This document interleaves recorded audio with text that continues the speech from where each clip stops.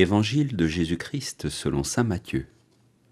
En ce temps-là, comme Jésus était entré à Capharnaüm, un centurion s'approcha de lui et le supplia.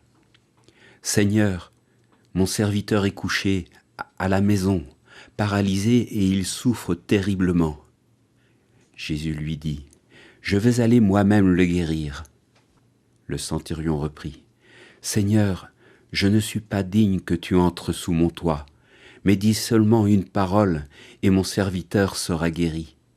Moi-même, qui suis soumis à une autorité, j'ai des soldats sous mes ordres. À l'un je dis « va » et il va, à un autre « viens » et il vient, et à mon esclave « fais ceci » et il le fait.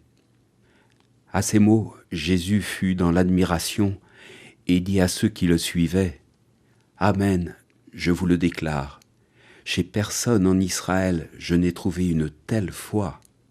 Aussi je vous le dis, beaucoup viendront de l'Orient et de l'Occident et prendront place avec Abraham, Isaac et Jacob au festin du royaume des cieux. »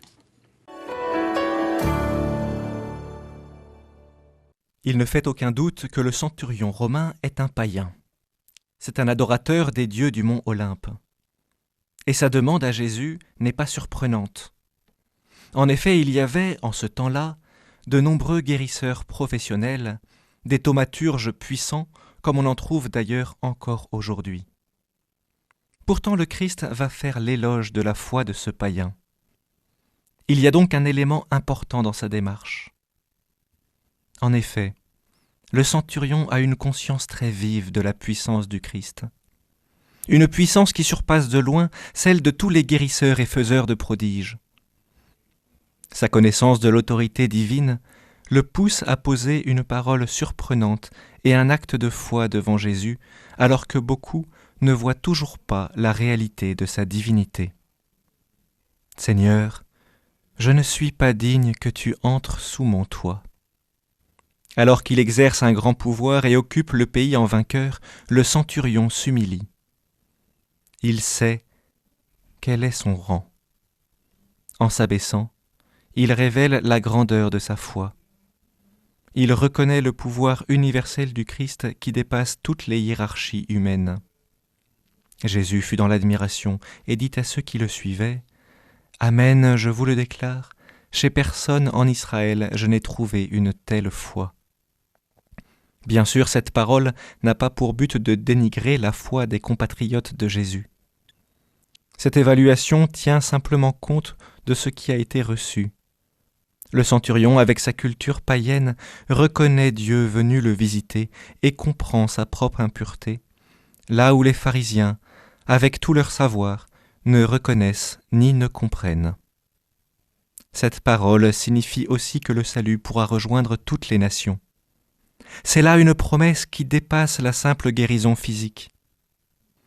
Je vous le dis, beaucoup viendront de l'Est et de l'Ouest, et ils dîneront avec Abraham, Isaac et Jacob au royaume des cieux.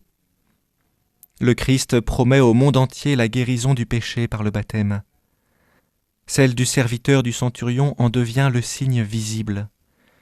La réconciliation avec le roi des rois, ouverte à tous ceux qui, comme ce centurion, reconnaissent leur dépendance à la parole souveraine du Christ.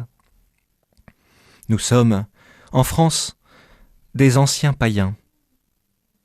Nous faisons partie de cette foule à qui les premiers évangélisateurs ont annoncé le royaume des cieux. Il suffit de voir à quelle vitesse ceux qui abandonnent le Christ retombent dans l'idolâtrie pour nous en souvenir. La foi du centurion préfigure la nôtre. Encore aujourd'hui, avant chaque communion, nous redisons cette humble parole. « Seigneur, je ne suis pas digne de te recevoir, mais dis seulement une parole et je serai guéri. » Devant la grandeur du mystère de l'Eucharistie, reconnaissons notre petitesse. Nous sommes indignes, mais nous croyons en la puissance de la parole de Jésus, une parole d'autorité qui guérit, une parole qui sauve.